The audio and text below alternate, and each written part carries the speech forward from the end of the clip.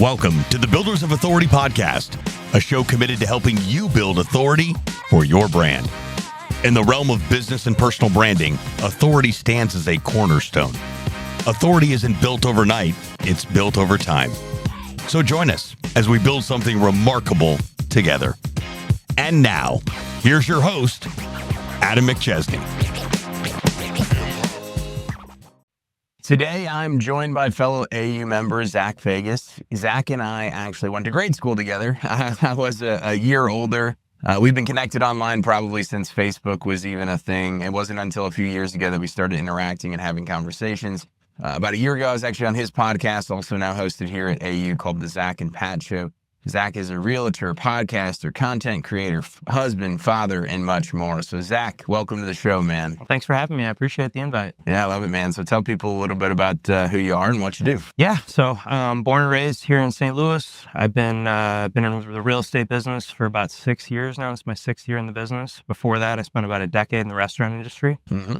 About mid-2019, my grandma, I was kind of in a lost place. I left the restaurant I'd been working at. I didn't really know what I was going to do. I had my college degree, but I didn't really, I got a degree with no plan. I immediately went out, got out of college, went with a friend. We opened up a restaurant together, did that for a few years, decided that wasn't really what I wanted to do with my life after, working all those hours. And it's a crazy hard life, the restaurant industry.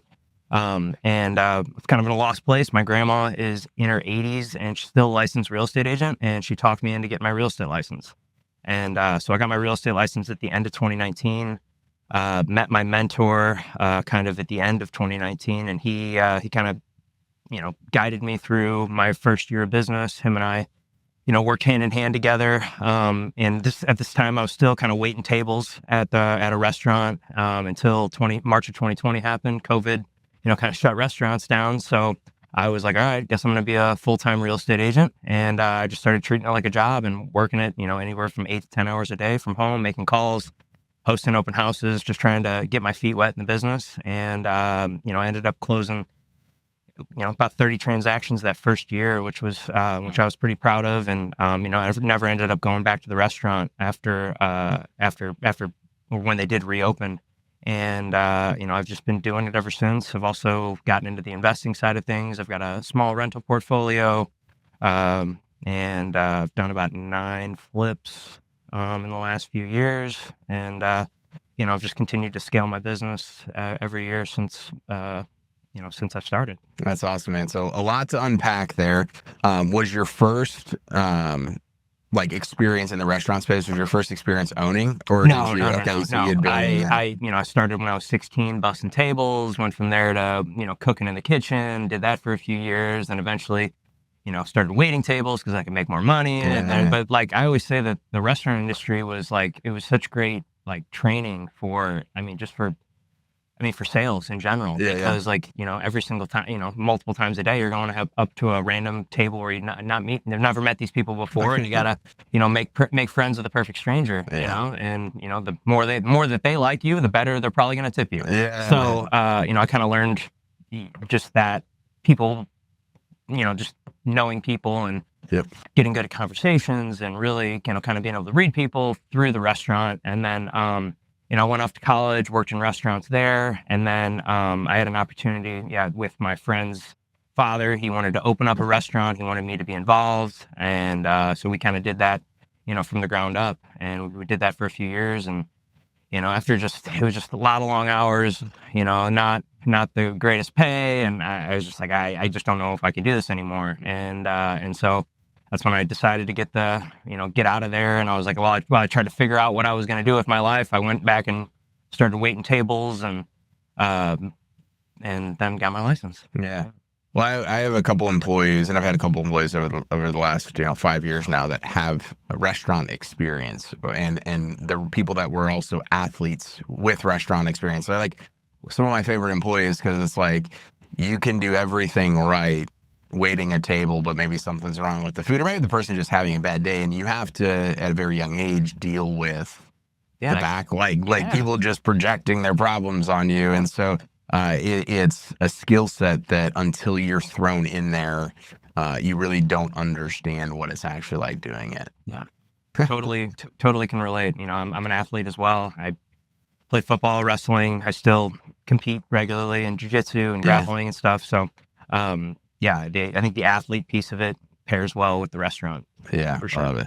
So what was kind of March 2020 like? So I was, waiting tables at First Watch. That was kind of like my go-to. That was my very first job when I turned 16 was First Watch. Okay. And I just continued to work kind of there on and off for almost 10 years. Wow. And, all through, anytime I'd come home for college, I could work through the summer.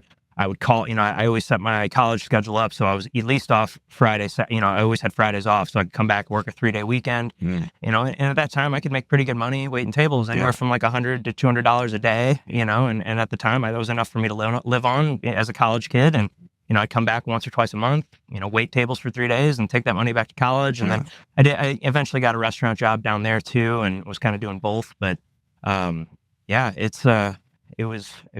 it was great. Yeah. I liked it a lot. And so then, I went back to First Watch, after I left the restaurant. Well, actually, that's not true. I went and worked at an electric company for a little bit. I thought maybe, because when we built out the restaurant, that I was, kind of a part ownership role. And we, we did about a year and a half of build out. And I was there, Wow. I was there 7 days a week, anywhere from like 8 to 10 hours a day. Me and my little cousin studded out a whole 4,000 square foot building, put up every wall in the building. We laid 3 floors down, put on 2 additions.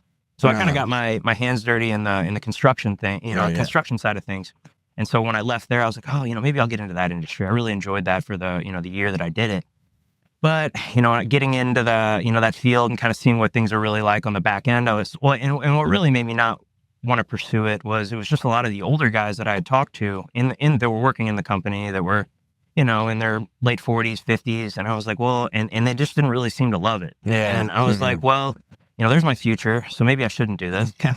So I was like, okay, well, what can I do where I can have a little bit more freedom, kind of have a, virtually unlimited ceiling for, income.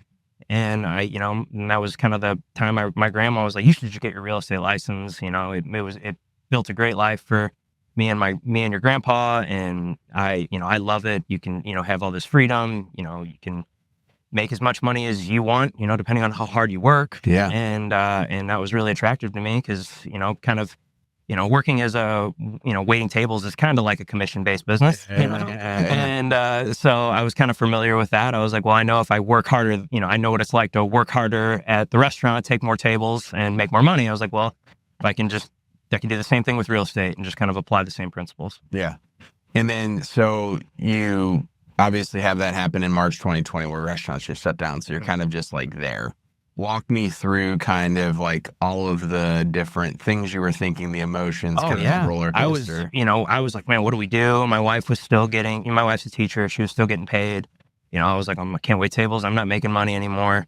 Well, we got to do something. And so, the guy that was kind of mentoring me, my friend Alex, we're still, really good friends today. And, he's kind of still my mentor, really one of my best friends. And, we just keep kind of guided me through what we needed to do to kind of be successful. He was, he had never gone through a pandemic either in the real estate industry. There was a while where like, can we do open houses? Can we not do open houses? Can we show houses? Can we not? Yeah. So I was doing a ton of cold calling, man, those first 3, 4, 5 months. I mean, I was probably, cold calling anywhere from like 2 to 5 hours a day, which is a lot. Yeah. Cold calling who? Did you have like a list of people? Yeah. So we have a program online. The one we use is called Mojo. There's a bunch of them out there. But you can specifically like target neighborhoods. Okay. And so like I could, go and draw out your neighborhood and it'll pull up all the phone numbers associated with those addresses. Yeah. And then you can dial 3 lines at once. And so basically the script that I would use is because most people don't want it, I'm sure people listening have gotten these cold calls and they mostly hang up right when they get them. But I always say like for every 10 phone calls you make, probably only one of them is actually going to pick up. Yeah. And if you're dialing 100 of them, so that's 10% of the people are actually going to pick up. Yeah. And 8 out of 10 of those people are going to tell you to kick rocks. Yeah. And maybe 2 of them will have a conversation with you. But I mean, it doesn't take if I can call for an hour and I get one good lead, like that was worth it to, Sure. that's worth it to me. Yeah. And so what I would call and say is I'd pull up the MLS, I'd, look at the recent sales in the neighborhood, and I'd pick one that was like recent and attractive. I'd be like, okay, oh shit, this one sold. I'd pull this up and I'd say like, oh, okay, here's a house, list. And what was cool about this too is I could kind of pick the price point I wanted to work at too. Yeah. Because obviously real estate sales are based on commission or based on percentage. So, the higher dollar house I sell, the more money I make. So, I'm picking the neighborhoods I want to do. So I'd call and say like, hey, there's a house down the street from you that just sold last week. It sold for $25,000 over the asking price. Just wanted to let the neighborhood know, let you guys know if you are thinking about selling, you guys have a hot neighborhood. Mm-hmm. So just let me know if there's anything I could do to help. And I ended up getting quite a few leads that way. Wow. That into addition to hosting open houses. So then I started really diving into social media. Yep. And, all those are really the main tools that I still use to this day for the most part. And, it's my sphere of influence, my social media, and just referrals from past clients. Yeah. I've kind of gotten away from the cold calling. I don't do that too much anymore. I've always said like it's always there if I ever really feel like I'm getting slow. Yeah. Haven't needed that in the last couple of years, thankfully. Yep. I still have the program, but haven't needed to bust it out. Yeah. Well, that's awesome because I think a lot of people that get started in business, I work with and consult for a lot of people indirectly, right? People reach out, hey, Adam, how do I grow my business, right? And I always tell them like, hey, depending on your industry, but a lot of marketers reach out to me. It's like, start sending out emails, start messaging people on social media, start cold call, start doing all those things. And they're like, well, that's a lot of work, And it's like, well, yeah, like you don't just start from day one and all of a sudden just have, it doesn't matter what business you're in, you just have all these people reaching out.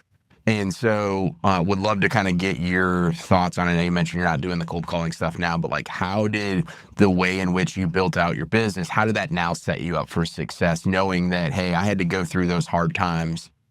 Now it's all kind of paid off. Yeah, I just treat pretty much every client the same. My whole business is based on relationships. There's a guy I follow, his name's Ricky Caruth, and he's been a kind of someone I followed since I got into the real estate industry, but he has this saying, it's called, relationships over transactions. Yep. So, and that's something I've always kind of had in my head since I started this. And I've treated every client I've ever had, like they're $1 million client. Yeah. And I try to give them that, this 5-star service, from beginning to end. And, that's resulted in a lot of, my business growing through referrals. Most of my business comes from either past clients or friends of past clients, coworkers, family members, it all, for example, I've got someone I met with this past weekend. I think I've helped 4 people in their family over the last 2 years. So it's just worked out nicely that I've kind of gotten passed around the whole family. Yeah. Everybody needs a place to live. Yeah. And most people prefer to buy over rent. Yeah. So, it's something that's kind of always needed. Yeah. Love it, man. So let's transition a little bit. I know you've talked some about the social media stuff you've done. I've been following. That's how we kind of got reconnected. Obviously, you have the podcast now.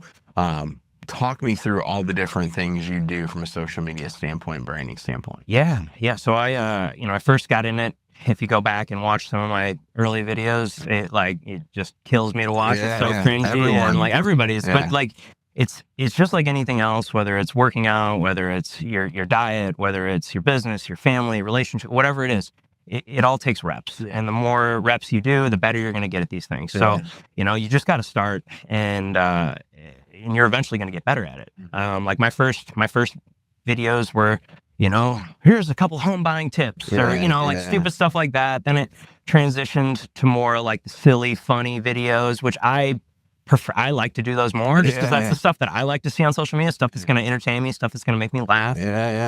So I got into doing the more like sillier, pranky video, not pranky videos, but like the funny, making fun of the real estate industry. It's an easy, because that's the stuff that I feel like people, when they see, the real serious videos, it's like, it's just not as entertaining, to me at least. Like in the real estate industry. Absolutely. Like anybody can go make a video of like touring through a house, and it's like, okay, this is cool. It's a beautiful house, even if it's not a beautiful, it's not that entertaining to watch. Yes. But I want you to show me something that I haven't seen before, or something that's going to make me laugh, or something that's going to make me not scroll to the next video. Yep.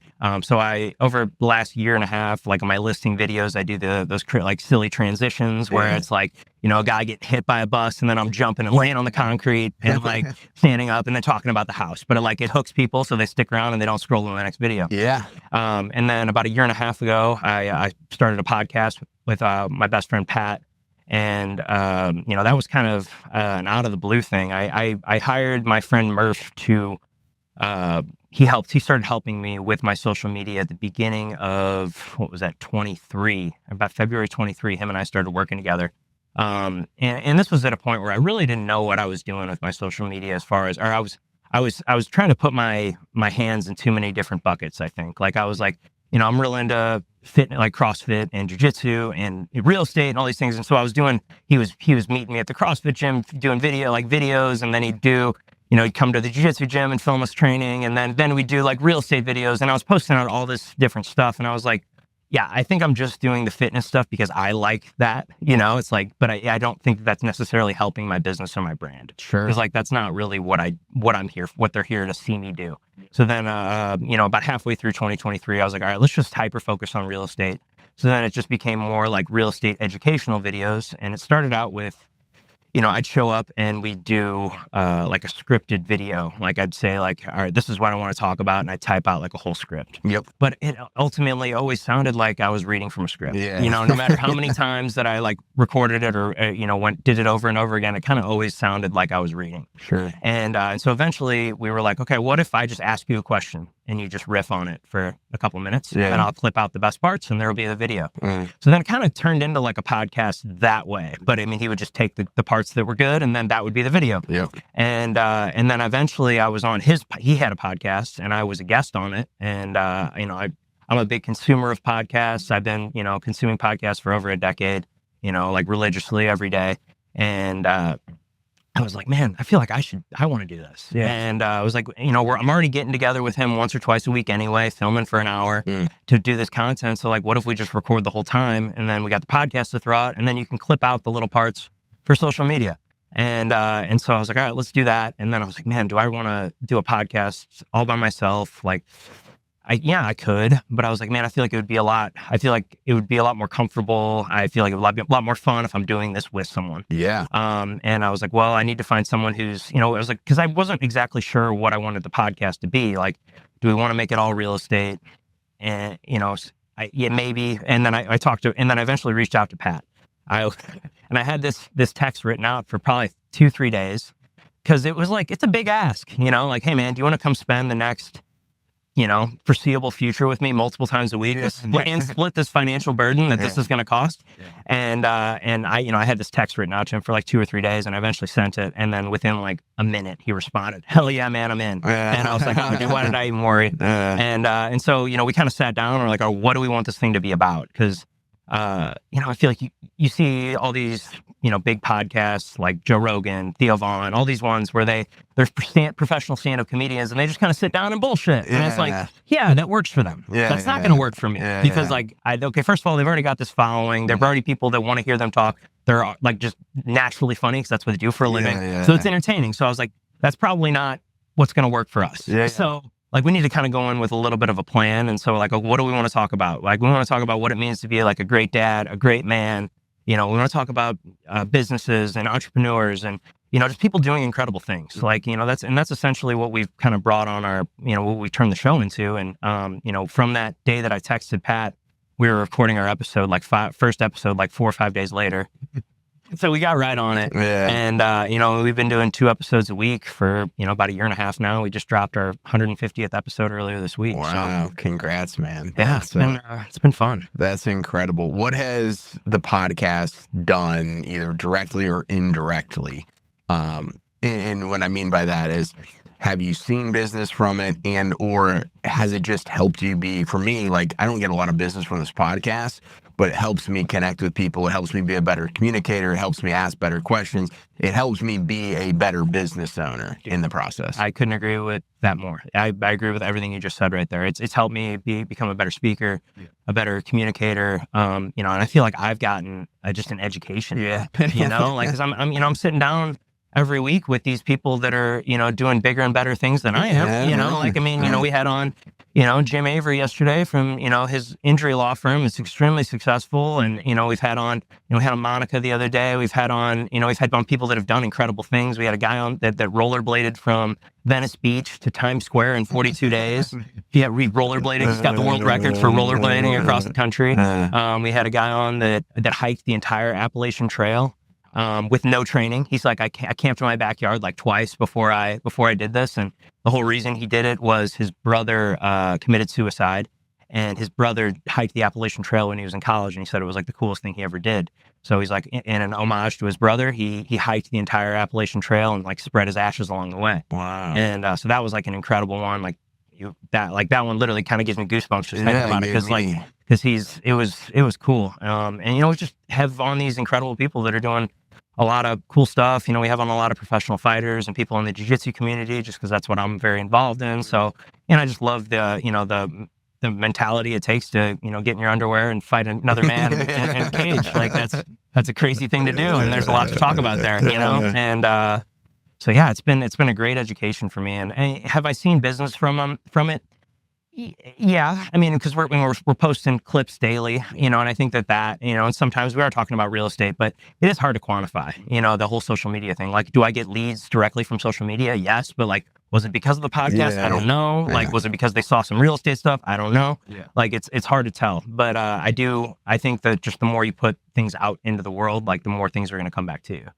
Well, and so for me, and this is what I teach all the people that are in like our mastermind and coaching community is, if you only have like one or two levers, meaning like, hey, just post on social media and then maybe I buy leads or whatever it is, right? You're leaving yourself open to one of those things getting shut down, or something changes, or it becomes more expensive. The nice thing about kind of what you're talking about and what I preach all the time is like, whether it's digital marketing or it's the podcast or it's YouTube videos or it is, in-person stuff and network, like having multiple lines in the water always leaves you in the ability to say something could completely go in a different direction, but I have 7 other things that are also doing it. Not to mention with social media, right? So you mentioned you're posting your podcast, you're doing the funny stuff, you're probably doing written, but you're doing all the different things. Yeah.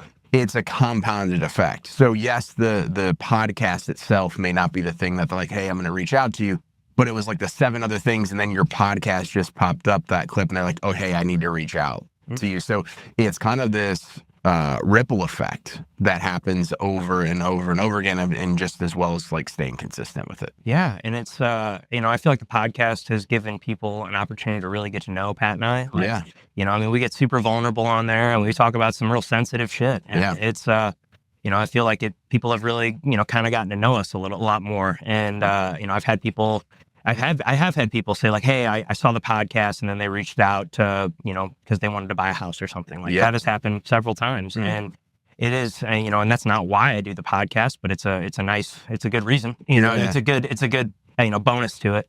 I just love it, man. The podcast is like pretty much one of my favorite things I do, I would say, I would, we don't, I would say if I didn't get paid, I would still do it anyway. Well, I really don't get paid. It actually costs me money. Yeah, exactly. That's one of the things I think about too, right? So I think like when I'm having, and actually yesterday in our mastermind, like the whole concept or the whole training was like being a podcast guest, right? So, a lot of people are like, hey, I don't necessarily know if I want to go start the podcast. Okay, great. You can go be a guest on hundreds and hundreds. I mean, there's no shortage of podcasts that are out there.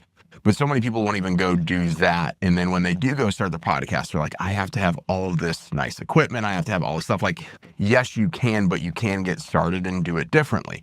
But if you do want all of this stuff, it's not going to come free. You're not going to have sponsors just knocking down on your door doing it day one, unless you're one of those big names that just goes and starts to do it. So like, I think perception versus reality about what it actually means to have a podcast there's very little monetary direct return to it, but there's so many things that unlock. This is what we've talked about, for the last 10 minutes or so. But so many people are like, well, I don't want to buy the camera. I don't want to, invest in the software that's $15 a month to record if I'm just doing it here. It's like you have to have some skin in the game with anything, With right? anything. But so many people just walk the other way and say, hey, I'm going to go do it the harder way because I don't want to make the investment. Yeah. Well, and it is an investment, and it's a lot of time, a lot of effort. It consumes a lot of thoughts, a lot of because like I'm thinking about this guest. We need to get someone on. We don't have a time slot filled next week. We need to get someone. You start thinking about all these other things, and it can be stressful. But I mean, ultimately, I think it's worth it. I wouldn't trade it for the world. Yeah, I love it. Love it, man.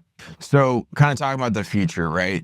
Real estate. Obviously, we were kind of talking about kind of before of just like, it's great to be selling buyers. It's, you got to go over the asking price, all the gamut of the stuff that you do.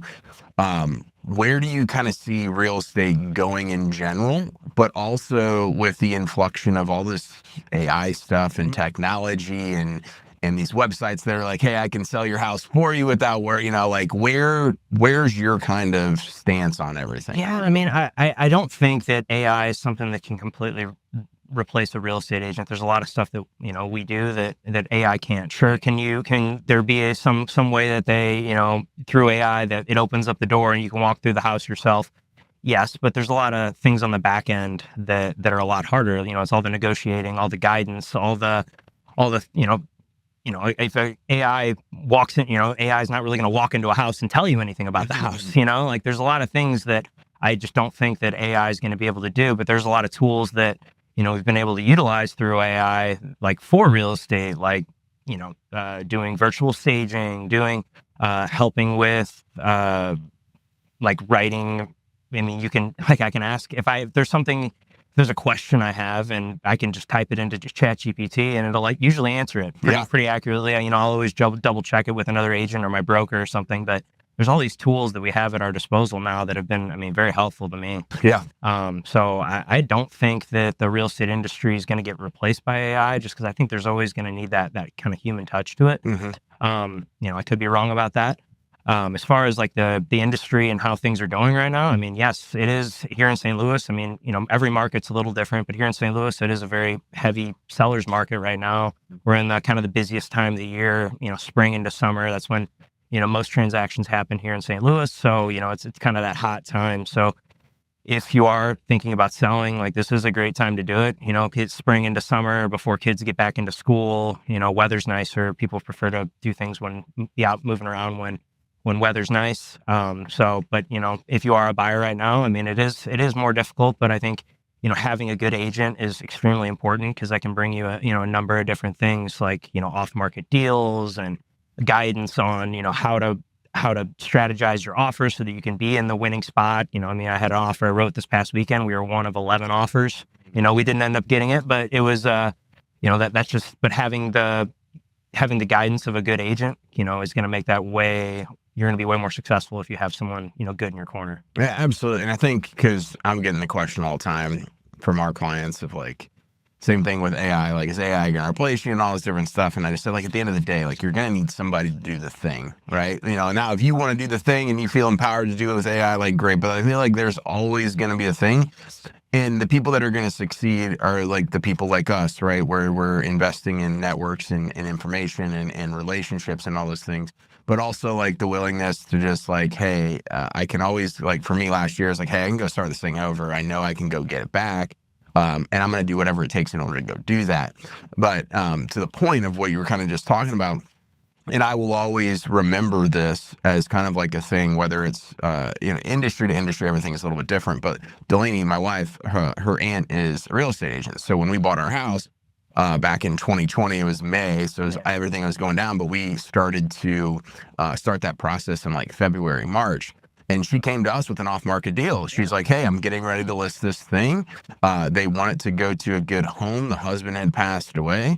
And she was getting ready to go put it on the market. And I just like, this was before the prices started. Like, so we got super lucky. I just threw out a random number. I'm like, I'll do it, but I'll do it for $25,000 less and you have a deal, like I was assuming the lady was going to be like, screw you guys, screw you, I'm just going to put it up anyway. Right. But it was because of that relationship that we got it. And like immediately, right, we had 25,000 extra equity that was like right there. So it's like that would have never happened if I tried to do something with AI or through a website or through whatever, or I wasn't working with an agent that had the experience, that had all those relationships. So like that's not going to go away. What I do believe to be true is regardless of the industry, it's going to weed out the people that were never really serious about being there anyway, and or they were masking their knowledge and expertise and all that stuff. What would you say about that? Oh, I couldn't agree more. I mean, there's a lot of part-time agents in this industry. I mean, like it's I always say like the barrier for entry to get your real estate license is so low. Yeah. And so like, pretty quickly, if I'm on the phone with another agent, I know know pretty quickly if there's someone who does this a lot, or if there's someone who does this like once or twice a year. Yeah. Because if they're an experienced agent, it's a hell of a lot easier to work with. Yep. So yeah, I mean, the barrier for entry is just so low, and there's a lot of not great real estate agents out there. I'm not trying to talk trash on anybody, but I mean, there's people that just haven't done it enough, and then they're kind of faking it till they make it kind of thing. And I mean, I get it. I was there at one point. Everybody's got to start at some point, but yeah, there's it's it's tough. It's tough to get started. I mean, it really is, but you just need to do it. You need to grind through that first year is tough. Yeah. That first year of any business, no matter what you're starting, is going to be very hard. Mm-hmm. When you're still trying to figure out the thing, you don't have probably much money coming in, so you don't have a lot of resources to put out for other ways to bring money in, and so you're just kind of doing the bare minimum. But that's where like tools like social media are great, because it's essentially free. If I mean, sure, there are ways that you can pay for it, but just to get started and start posting on your own is free. Yeah. So it's like, why not at least utilize that and get started with that? Exactly. Like there's an opportunity to accomplish what you want to accomplish. You just got to go figure out how to take advantage of it and how to utilize the resource at the end of the day. Exactly. Love it, man. Well, this has been a great episode. Where can people stay connected with you? Yeah, so I'm on pretty much all the social media platforms. I don't really do X or TikTok, just pretty much Facebook and Instagram. I'm at Zach_Fagas. Our podcast is at the Zach and Pat Show on Instagram. Just my name on Facebook, Zach Fagas, and our podcast is on Apple, Spotify, and YouTube. We do video on every episode, and I'm putting out 2 episodes a week. So love it, man. Well, we'll put all that stuff in the show notes. Thanks again for coming on, Absolutely, man. Appreciate it. Yeah. And thank you to the audience for listening or watching today's episode. We appreciate that. Make sure to leave us a 5-star review if you're listening on the podcast platforms, your platform of choice. Leave us a 5-star review.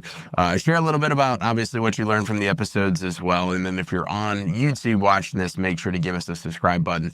Those reviews and subscribers go a long way, helps us get this information out to more people. And remember, authority isn't built overnight. It's built over time. We'll see you next week. Thanks so much for tuning into this episode. We sure do appreciate it. If you haven't done so already, make sure you're subscribed to the show wherever you consume podcasts. This way you'll get notifications as new episodes become available. If you feel so inclined, please leave us a review. We sure do appreciate it. Until next time, friends.